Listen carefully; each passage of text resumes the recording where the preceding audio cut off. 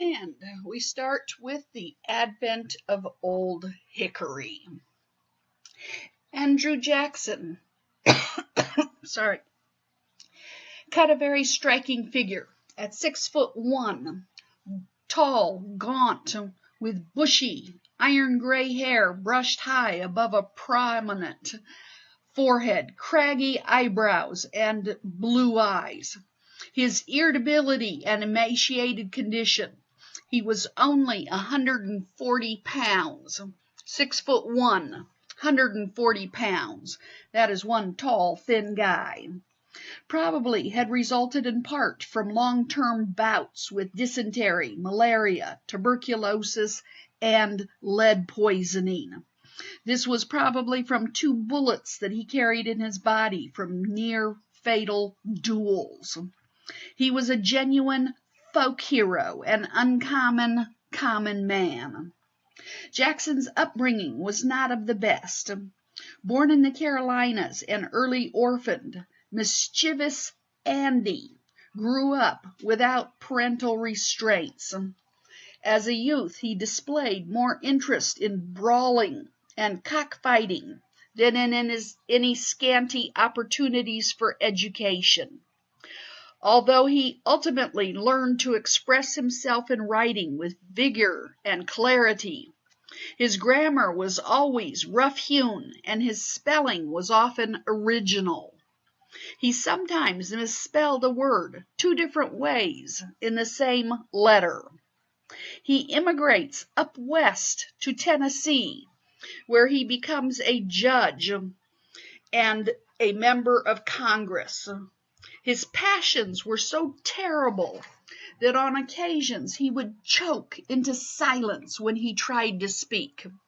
Can you imagine this tall guy here in Congress getting so worked up that his head just turns beet red? His neck, can you imagine the veins just popping out on his neck? And he just, he is so worked up that he literally cannot speak. He won his greatest fame as a commander of militia troops who dubbed him Old Hickory in honor of his toughness. Afflicted with a violent temper, he early became involved in numerous bloody forays, duels, stabbings. The first president from the West, and the first without a college education, except for good old George Washington. Jackson was unique. His university was adversity. He had risen from the masses, but he was not one of them, except insofar as he shared many of their prejudices. Essentially a frontier aristocrat, he owned many slaves, cultivated broad acres, and lived in one of the finest mansions in America, the Hermitage, near Nashville, Tennessee. I got to visit the Hermitage a number of years ago. Unfortunately, got there right at about closing time. And they said, you may run around the place, look at everything you like, but the buildings are all closed, no more tours. So I got to press my nose against the windows and look in, but did not get to go inside the actual Hermitage. While president, Jackson proved to be a storm center.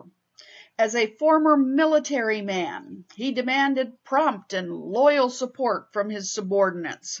If one was not for him, one was against him. There was no agreeing to disagree with Jackson.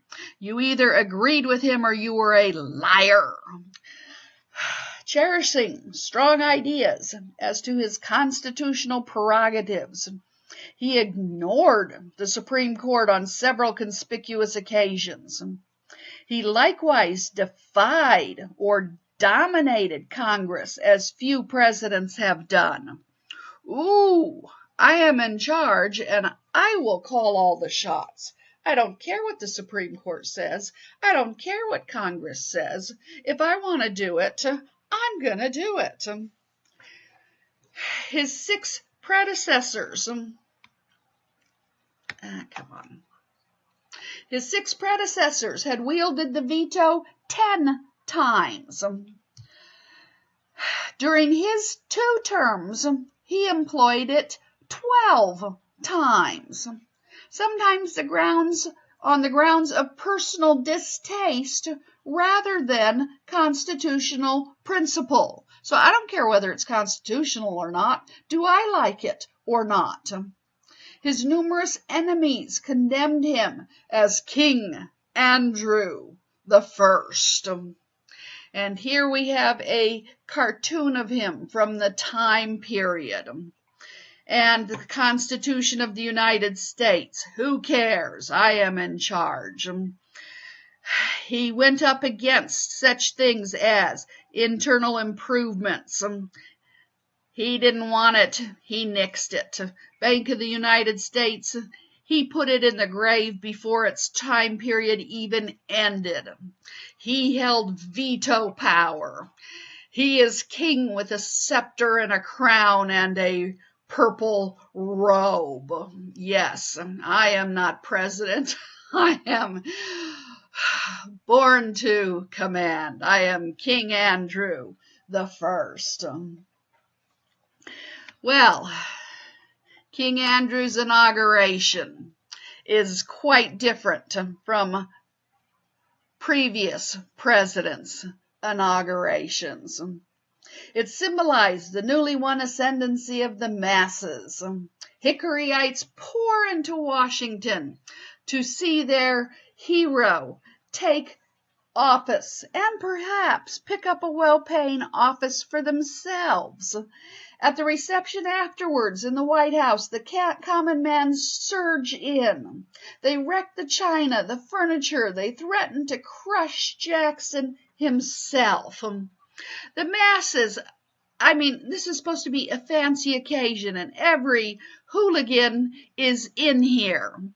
Jackson is being so pressed by his supporters that he is almost crushed to death. His aides finally get him snuck out a side door, or he wouldn't have even lived through his own reception. Everyone is trashing the furniture with their muddy boots. They're wrecking the china. They are trashing the place. Hey, Clem, you think Ma wants a piece of the china? Shall we take her home a teacup? To save the White House from total ruin, and here, very true of the picture of the time, not even wearing shoes, they started yelling and putting out an announcement. Hey, they have punch out on the White House lawn. Come get your free punch. Well, what punch was back then was well-spiked alcoholic drink. So get your free drink, beer, alcoholic drink. And so everyone rushed out of the White House to get a free drink on the lawn, and as they left the White House, they locked the doors behind them so they could not get back in and destroy any more of the White House. Such was the inaugural brawl. Many conservatives felt King Mob reigned. Well, under Jackson, the spoils system will really kick into high gear. The spoils system is the system of rewarding political supporters with public office. This was introduced into the federal government on a very large numerical scale. The basic idea was as old as politics. To the victor belongs the spoils of the enemy. Jackson fully shared the view that every man is as good as his neighbor. The routine of office was also thought to be simple enough for any upstanding American to learn it. Approximately 20 minutes. So why encourage the development of an aristocratic, bureaucratic, office-holding class? Experience, of course, had some value, but alertness and new blood had more, at least in the eyes of Jackson. Well, I would hope that a government job takes more than 20 minutes to learn. But in Jackson's mind, hey, any government job, 20 minutes, and if a person is smart and alert, they can learn a new government job. And the new democracy also trumpeted the idea of rotation in office, or a turnabout is fair play.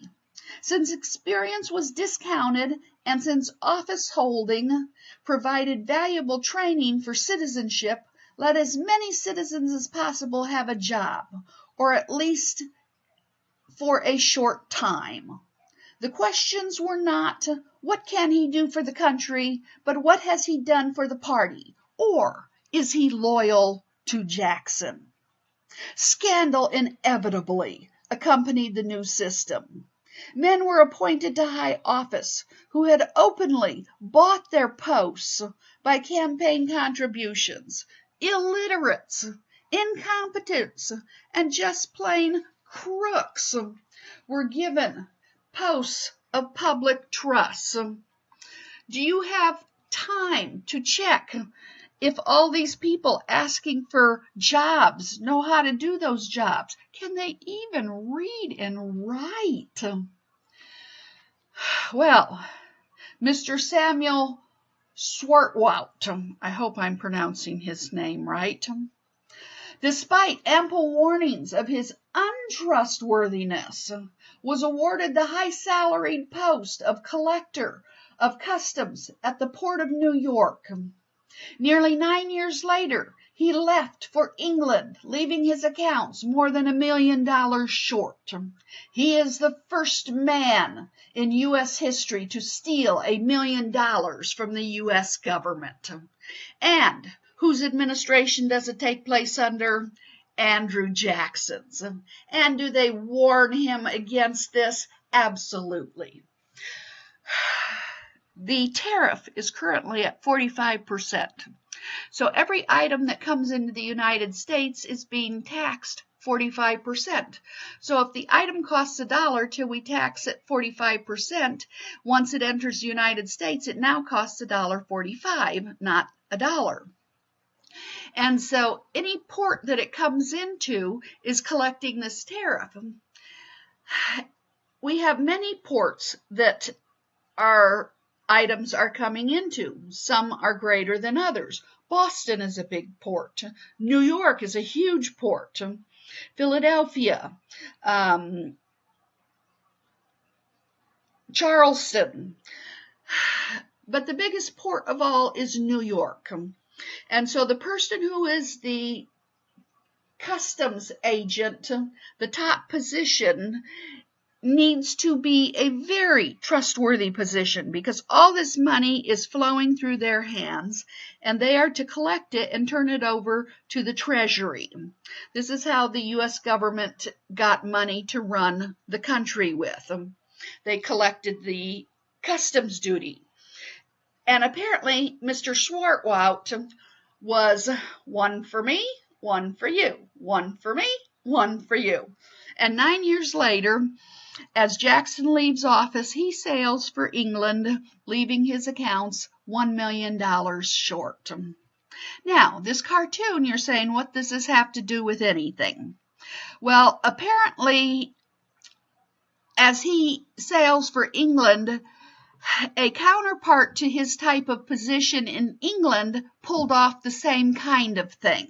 Whether they knew each other or not, probably did not plan it together, any such thing, but the cartoon of the day was that supposedly these two got together and had a good laugh, and they have their money bags hanging off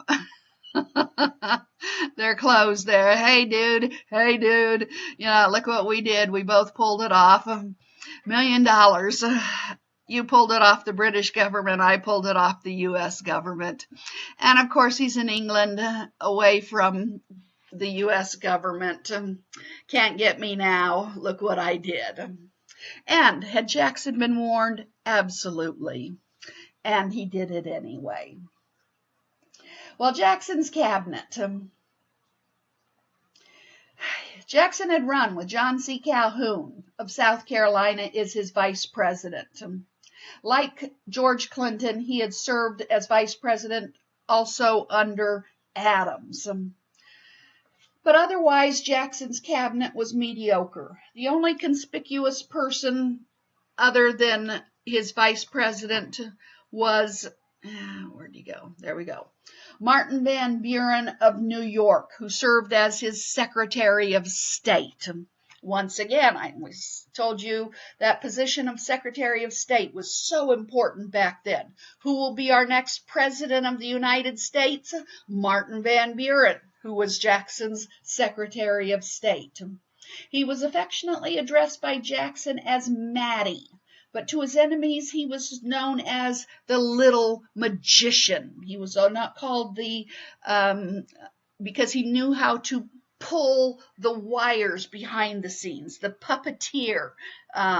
He knew how to make things happen. The official cabinet of 6 was supplemented by an extra official cabinet of about 13 ever-shifting members. The enemies of the president branded these cronies as the kitchen cabinet. The regular cabinet was wrecked in 1831 as a result of the Eaton malaria.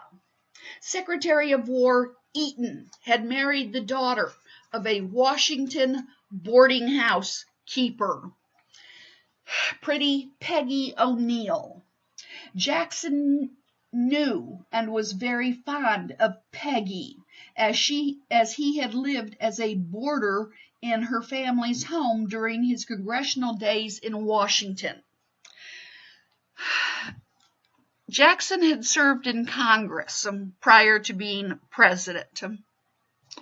When you are in Congress back then, oftentimes you didn't know, would I be there a term, 2 terms, 3 terms? Washington was just still being built up. Not as many buildings, obviously, as today. And so you still had to be back in your home state, talking with the constituents, finding out their issues. And so you had your residence back in your home state, and the wife and family usually stayed there while you were in Washington for your term. And so oftentimes they didn't buy a home there in Washington. They would just rent a room in someone's house that had enough room to rent out a room. And he had rented a room in the O'Neill's house. And while he had lived there, Peggy had been an adolescent child, probably about 12 years old. And he'd been very fond of her. She was very pretty, lively, bright, vivacious. And, he was very fond of this lively little child. And so she had since married, but that marriage had not worked out very well. And so she was in the process of getting a divorce and had started dating Secretary of War Mr. Eaton.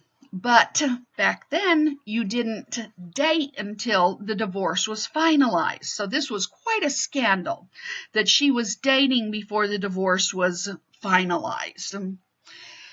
Well, the divorce obviously did become finalized. She does marry Secretary of State Eaton. And now, when there are functions, government functions, sometimes the wives are invited.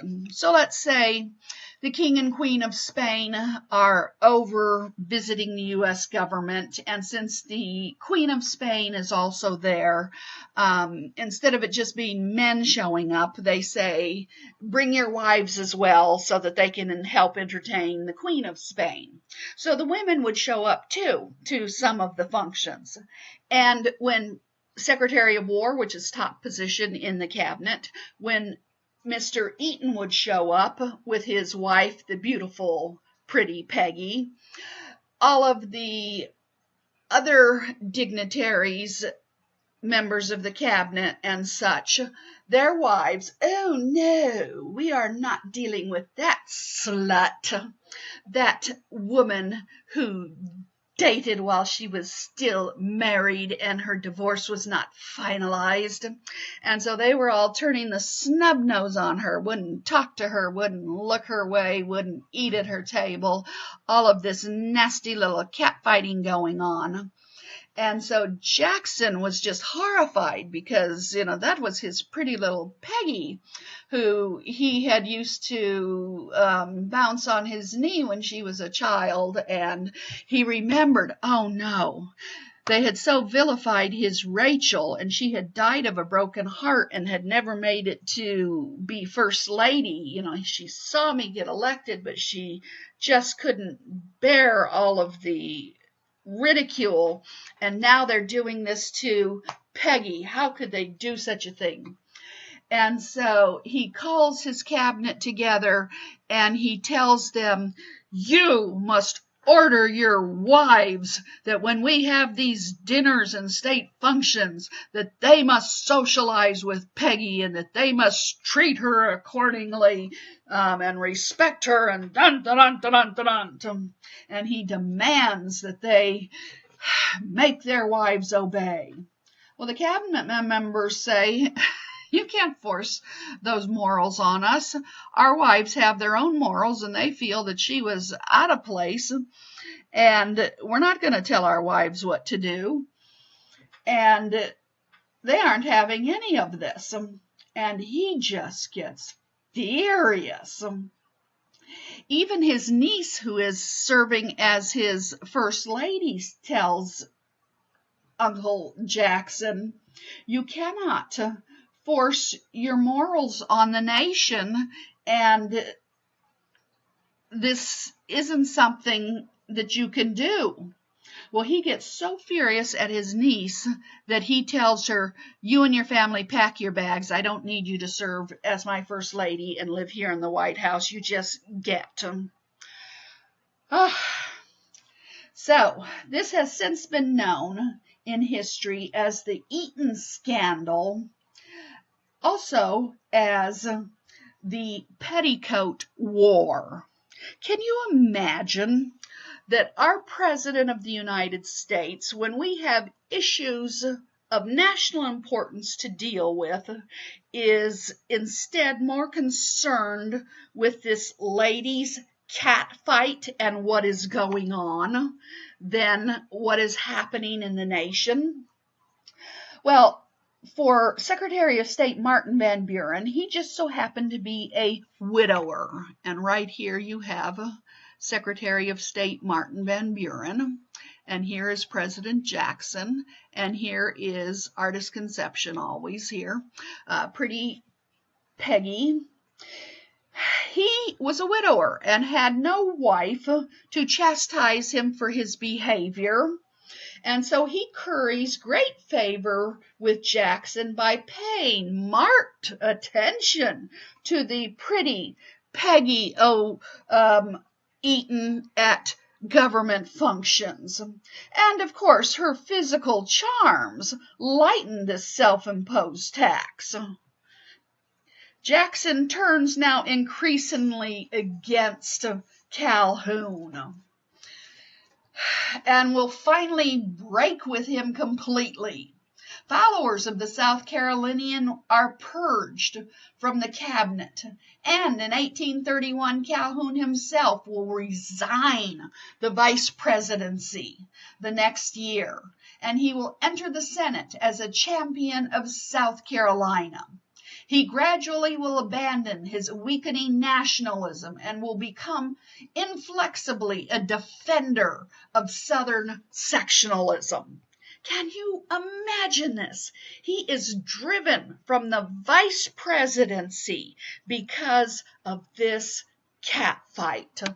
Leaves the vice presidency, but re-enters the Senate on the side of South Carolina, and now firmly a defender of Southern sectionalism. And at this point, we are going to take a break from Tuesday's lecture. You have now had 3 sections, 2 on Adams, and we have now gotten into Andrew Jackson. This concludes our lecture for Tuesday. Please send me your answer to the question I gave you on Adams. If you feel that if you think that he entered into a corrupt bargain in 1824, and why. Have a wonderful day. Study for test number 2, and I will get you an email as soon as I have information on the test. Thank you. Bye.